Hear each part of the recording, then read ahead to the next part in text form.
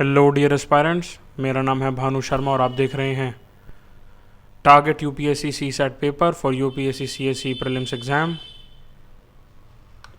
Before starting this lecture, here's a small announcement for all of you that Unacademy is launching Topper Days to celebrate 170 plus Unacademy toppers from 21st till 27th of October 2021.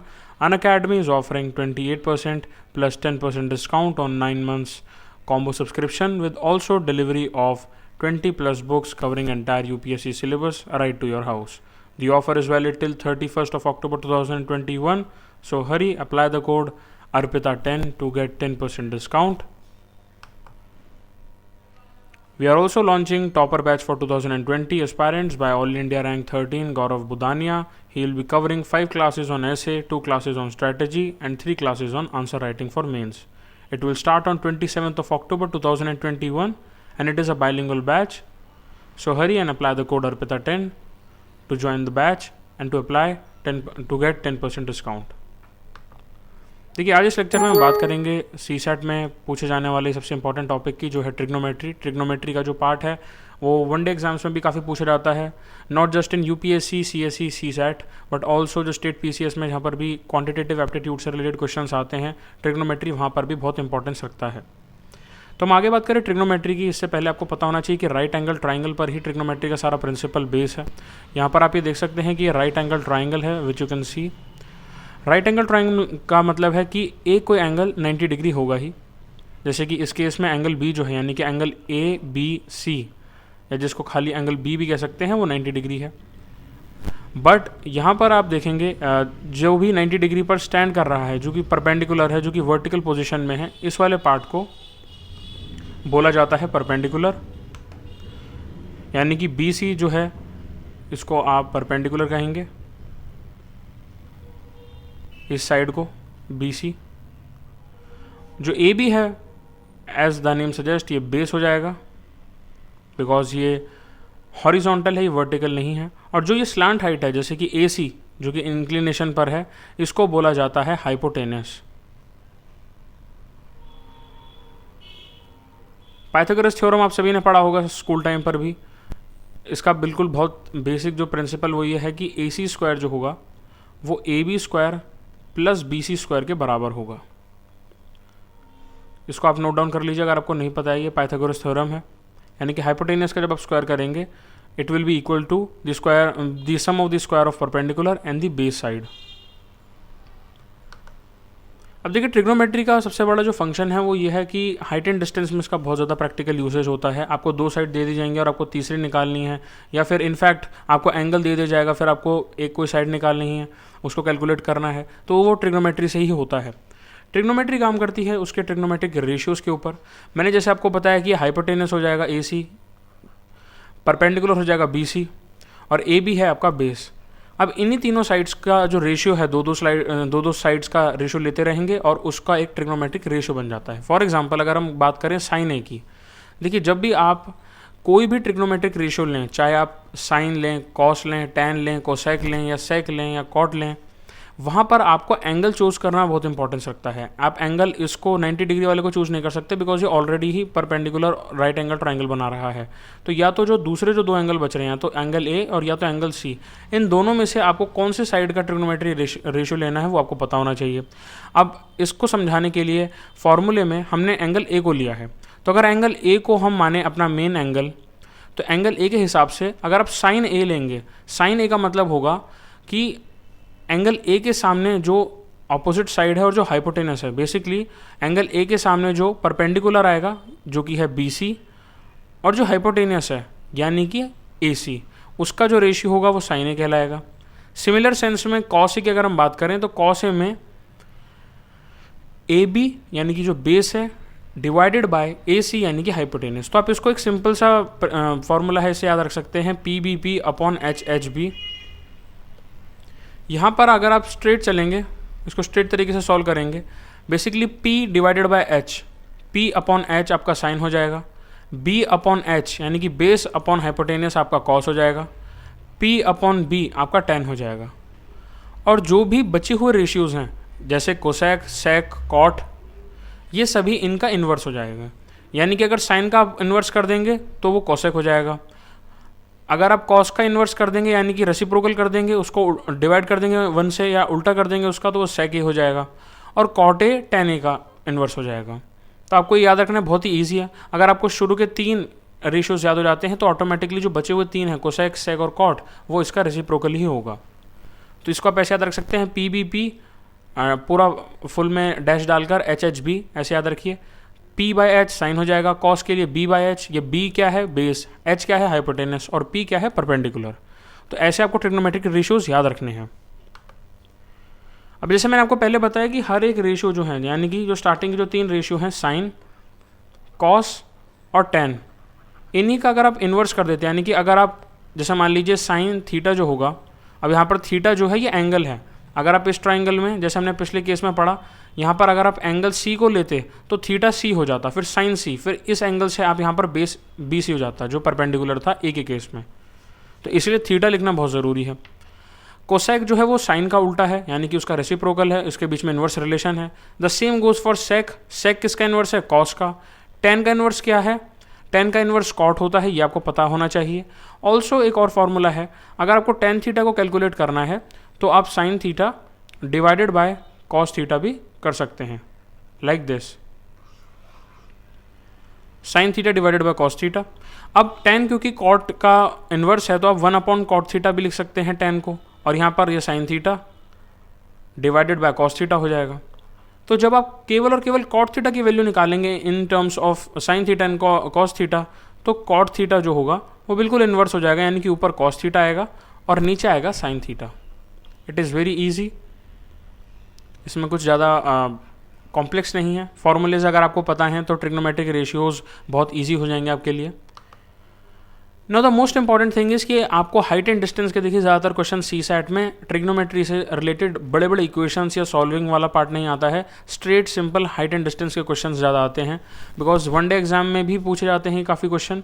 तो आपको ये table by heart याद होनी चाहिए।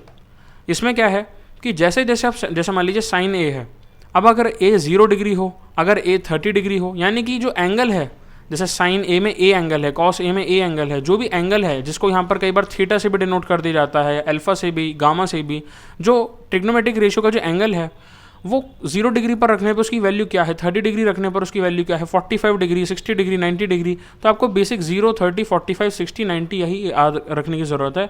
आपसे sign 80 degree की value नहीं पूछी जाएगी, बिकॉज उसमें फिर लॉगरिथमिक टेबल का यूज़ होने लग जाता है, लॉग टेबल का यूज़ होने लग जाता है, जिसका इतना ज़्यादा एप्लीकेशन सी सेट के पर्सपेक्टिव से नहीं है। तो अगर आपको ये टोटल 5 एंगल्स के बारे में ट्रिग्नोमेट्रिक रेशियोज़ में पता है इनकी value, then it is well and good. तो साइन ए की वैल्यू 0 डिग्री पे 0 हो जाएगी, 30 डिग्री रखते 1/2 हो जाएगी, 45 डिग्री रखते ही 1/√2 हो जाएगी। अब ये √2 को आपको डेसिमल में चेंज नहीं करना है, एज इट इज़ जैसी वैल्यूज़ हैं उनको ही याद रखना है। अब जैसे यहाँ पर बात करें tan A में जब 90 डिग्री का एंगल रखा जाएगा तो नॉट डिफाइंड हो जाएगा। तो नॉट डिफाइंड वाला पार्ट आपको याद नहीं रखना है। नॉट डिफाइंड बस इतना याद रखना कि नॉट डिफाइंड है, इसमें ऐसा कोई वैल्यू होती नहीं है, नॉट डिफाइंड हो जाता है मैथमेटिकल टर्म्स में। अब जैसे मान लीजिए आपसे किसी ने पूछा कि tan 60 डिग्री की वैल्यू बताइए, तो tan 60 की वैल्यू हो जाएगी यहाँ पर, जैसे इस टेबल में आप देखिए लोकेट कीजिए, ये 0 पर है, 30 पर है, 45 पे, tan 60 की वैल्यू हो जाएगी √3। So answer will B √3। अब जैसे आपको दे दिया गया कि tan 30 degree plus sin 30 degree, answer बताइए क्या होगा।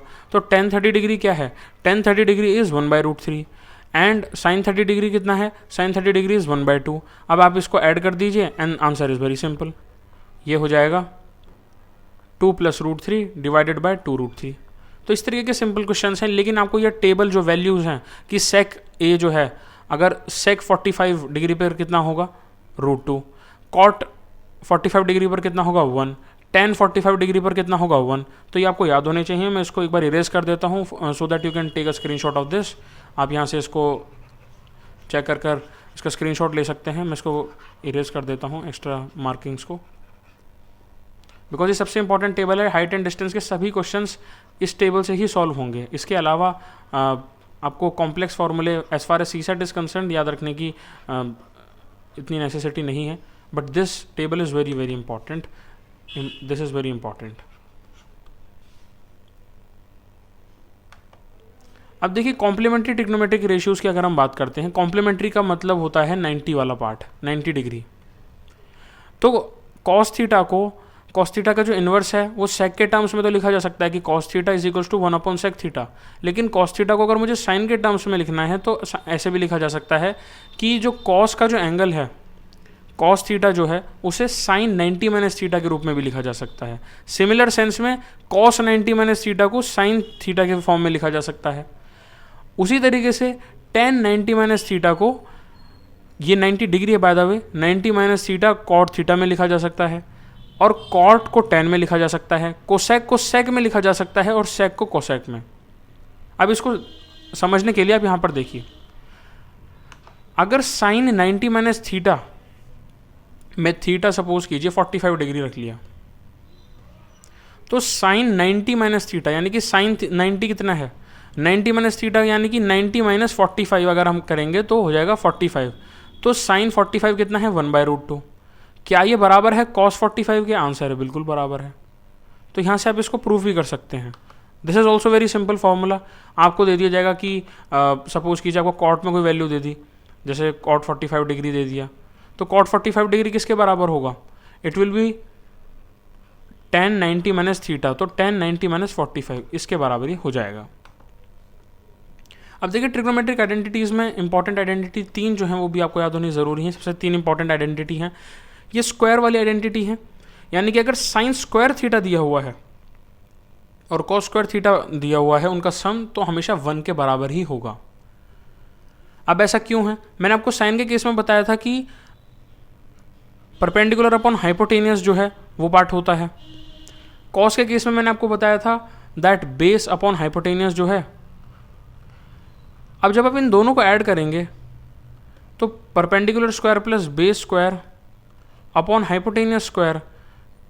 अब परपेंडिकुलर प्लस बेस जो है वो हाइपोटेनियस के बराबर होता है, बिकॉज ये पाइथागोरस थ्योरम है, और नीचे भी एच स्क्वायर आ जाएगा। तो जब आप एच स्क्वायर से एच स्क्वायर को कैंसिल करेंगे तो आपके पास आंसर क्या आएगा? 1, और वहीं से ये फॉर्मूला डराइव हुआ है। सिमिलरली अगर आप कॉट स्क्वायर थीटा में 1 ऐड कर देंगे, 1 प्लस कर देंगे, तो कोसेक थीटा के बराबर हो जाएगा, कोसेक स्क्वायर थीटा के बराबर। सिमिलर केस में 1 प्लस टेन स्क्वायर थीटा जो है ये स्क्वायर है, it will be equal to sec square theta. So ये 3 इंपॉर्टेंट फॉर्मूलेज हैं। आपको ये जो फॉर्मूले हैं, जो टेबल है, ये पता होना चाहिए। इसके बाद हम क्वेश्चंस को देखते हैं। जैसे पहला क्वेश्चन है, find sine A and sec A if 15 cot A is equals to 8। अब देखिए, पहले एक ट्राइंगल बनाया जाता है जब भी आप ट्रिग्नोमेट्री के क्वेश्चंस को सॉल्व करें। यहाँ पर आपसे बोला गया है कॉट ए बी सी, हमने ऐसा एक ट्राइंगल सपोज किया है कॉट ए, यानी कि इस एंगल के पर्सपेक्टिव में। अब 15 कॉट ए को आप सबसे पहले एक जगह पर जो 15 है उसको नीचे इधर डिवाइड में चला जाएगा, 8/15 हो जाएगा। कॉट ए को आप कन्वर्ट कर लीजिए tan ए में। मैंने आपको बताया था जो भी कॉट में होता है उसका रेसिप्रोकल कर दीजिए तो tan ए आ जाएगा, तो आपका आ जाएगा 15/8। अब tan में जो tan थीटा होता है उसका जो रेशियो है it will B perpendicular upon base. अब इस ट्राइंगल में परपेंडिकुलर क्या है? ये है 15, और बेस क्या है? 8।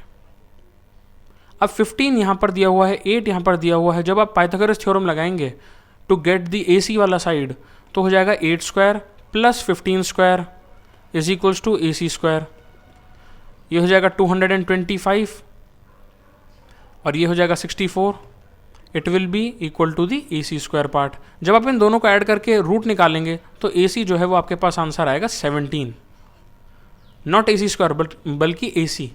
तो AC आपके पास 17 है, यानी कि आपके पास तीनों साइड आ गए, हाइपोटेनस भी आ गया, परपेंडिकुलर भी आ गया, बेस भी आ गया। अब आपको निकालना है साइन A। मैंने आपको बताया कि साइन A का मतलब होता है परपेंडिकुलर अपॉन हाइपोटेनियस।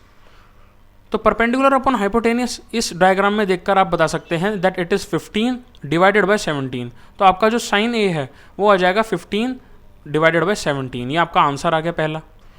अब दूसरे केस में जब हमें सेक ए निकालना है, यहाँ पर देखिए सेक ए के केस में सेक जो है वो कॉस का उल्टा होता है, यानी कि रेसिप्रोकल होता है, और cos is basically base upon hypotenuse. Sec क्या होगा? हाइपोटेनियस अपॉन बेस, यानी कि उसका रेसिप्रोकल है। अब डायग्राम में से देख के बताइए हाइपोटेनियस क्या है? हाइपोटेनियस है 17, बेस है 8, so it will B 17 divided by 8।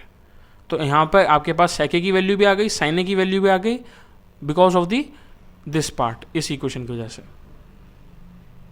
तो आपको यहाँ पर पाइथागोरस थ्योरम लगाना है, आइडेंटिफाई करना कौन सी साइड्स हैं और उसी के अकॉर्डिंग रेशियो को निकाल लेना है। बट यहाँ पर आप याद रखिए ये 17 यूनिट्स है, ये 17x है, ये कोई ऐसा सेंटीमीटर या मीटर नहीं है, बिकॉज ये रेशियो में है तो ये 17x होगा, ये 15x होगा, ये 8x होगा, ना कि पर्टिकुलर कोई बिकॉज ये रेशियोज में है। अब नेक्स्ट जो क्वेश्चन है it is 10a plus B is equals to √3, 10a minus B is equals to 1/√3। अब यहाँ पर आपको एंगल का प्रयोग करना है, एंगल फार्मूलाज का। जैसे 10a प्लस बी पहले नोट डाउन कर लीजिए, ये हो जाएगा √3, और दूसरी तरफ 10a minus B is equals to 1/√3। अब आपको ये देखना है कि √3 और 1/√3 की वैल्यूज 10 के केस में कहाँ पर आती हैं। तो मैं आपको पहले टेबल दिखाता हूँ। देखिए इस टेबल में अगर आप देखें 10a की जो वैल्यू है 30 डिग्री पर, इसलिए टेबल को याद रखना बहुत ज़रूरी है। 10a की वैल्यू 30 डिग्री पर 1/3 हो जाएगी, 60 डिग्री पर केवल √3 हो जाएगी। So when we see the question, यहाँ पर 1/√3 यानी कि ये जो है 10 30 डिग्री के बराबर है, 10a माइनस बी, और यहाँ पर 10 जो है वो 60 डिग्री के बराबर है बिकॉज ऑफ द एंगल, क्योंकि √3 जो है वो 1060 के पास आता है। अब जब आप कंपेयर करेंगे तो 10 से 10 कभी कैंसिल नहीं होता है। यहाँ पर जब हम कंपेयर करेंगे, comparing both sides, after getting the comparison, a plus B जो है वो आएगा 60 डिग्री और a माइनस बी आएगा 30 डिग्री। अब इसको आप ऐड कर सकते हैं या फिर सब्सटीट्यूशन का मेथड भी यूज़ कर सकते हैं। So when you will solve this, अगर a प्लस बी जो है 60 डिग्री है, a माइनस बी 30 डिग्री है, इसको यहाँ पर लिख लेते हैं, a plus B is equals to 60 degree, a minus B is equals to 30 degree. अब इन दोनों को अगर हम ऐड करते हैं तो b से b कैंसिल हो जाएगा, 60 प्लस 30 हो जाएगा 90, a प्लस a हो जाएगा 2a, तो केवल एक a की जो वैल्यू है वो जाएगी 90 डिवाइडेड बाय 2, 2 से कैंसिल हो जाएगा 45, यानी कि a जो है आपका उसकी वैल्यू है 45 डिग्री। अब इस वैल्यू को हम पहली इक्वेशन में पुट करेंगे, अगर a 45 है तो b की जो वैल्यू हो जाएगी it will B 60 minus 45।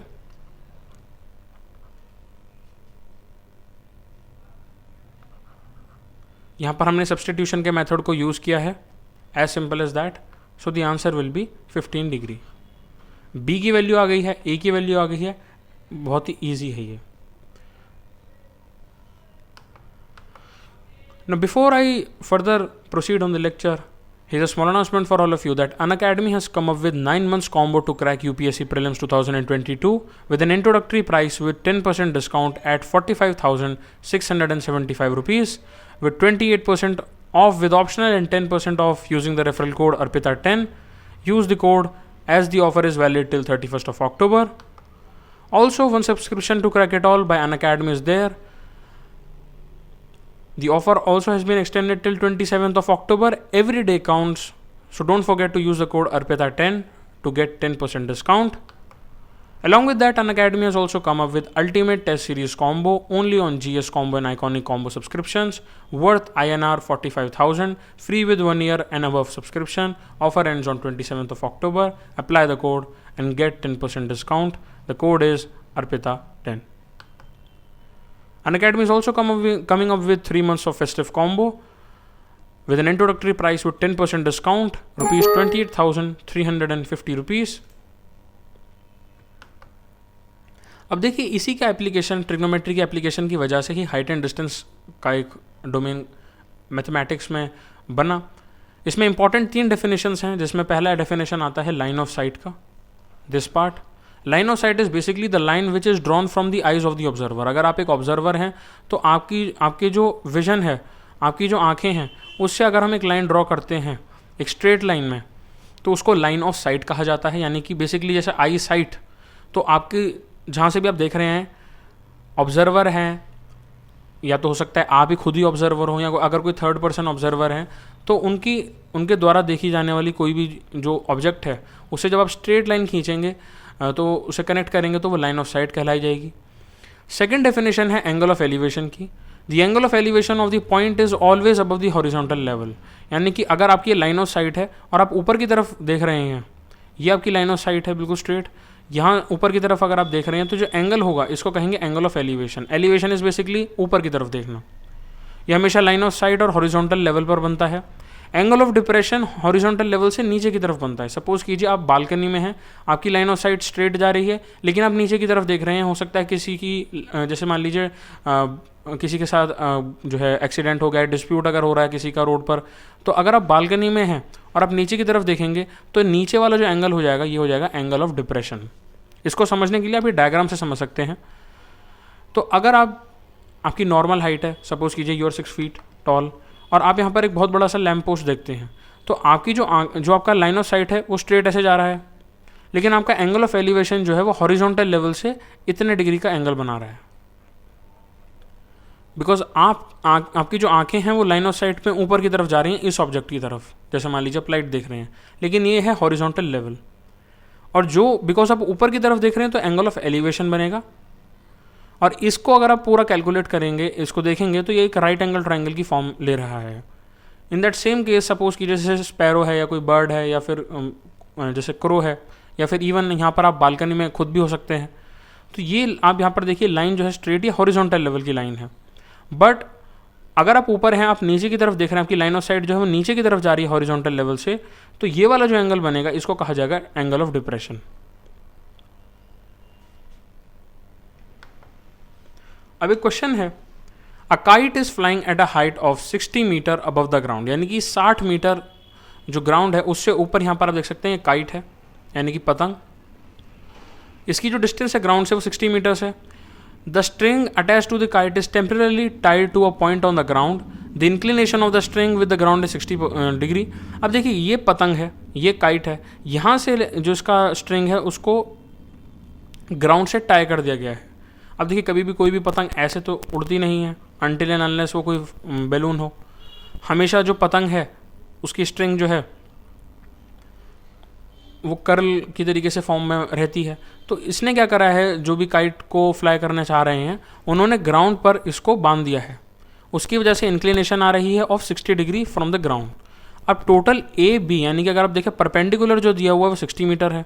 String की हाइट जो है वो पूछी गई है, यानी कि हाइपोटेनस पूछा गया है, और बी सी जो है दिस वन पार्ट ये नहीं दिया हुआ। तो अब यहाँ पर आप पाइथागोरस थ्योरम डायरेक्टली तो लगा नहीं सकते हैं, लेकिन आपको ये पता होना चाहिए कि आपके पास दिया क्या हुआ है और आपको निकालना क्या है। यानी कि आपके पास परपेंडिकुलर दिया हुआ है and you need to find the hypotenuse, तो पी और एच के रेशियो में आपको देखना है। अब पी और एच का रेशियो कहाँ पर होता है, पी और एच का रेशियो जो होता है परपेंडिकुलर अपॉन हाइपोटेनियस, ये साइन का रेशियो है। तो अगर हम साइन 60 डिग्री निकाल दें तो ये परपेंडिकुलर अपॉन हाइपोटेनियस आ जाएगा। परपेंडिकुलर हमें दिया हुआ है, हाइपोटेनियस हमें निकालना है, तो उस केस में ये हो सकता है √3/2 जो कि साइन 60 है।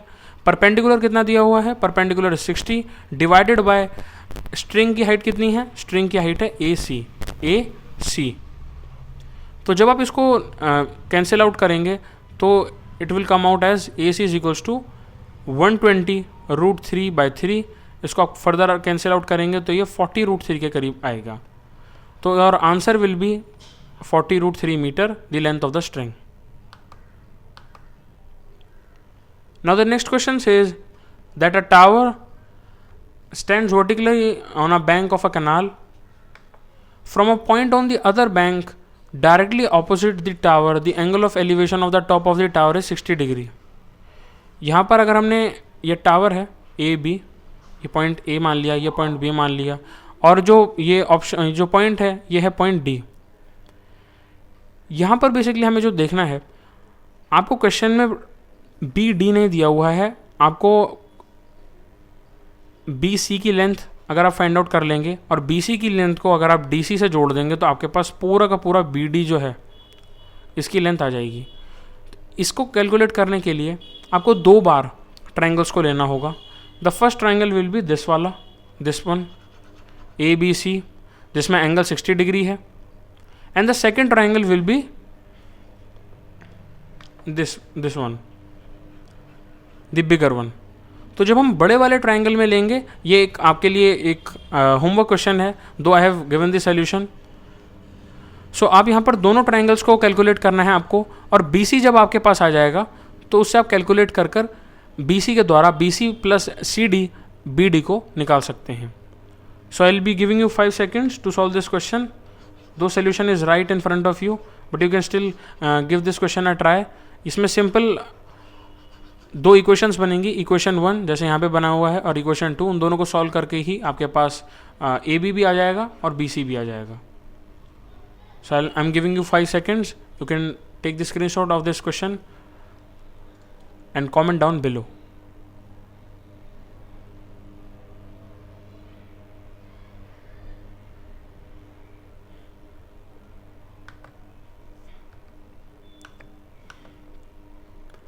Now before I end this lecture, here's small announcement for all of you that Unacademy is coming up with new batches for UPSC CSE 2021, 2022 and 2023 aspirants starting on 27th of October. Use the code ARPITA10 to get 10% additional discount. Also, Mission All India Rank 1 batch quality enhancement and answer writing program started on 25th of October for UPSC Mains 2021. So hurry, apply the code and get 10% discount.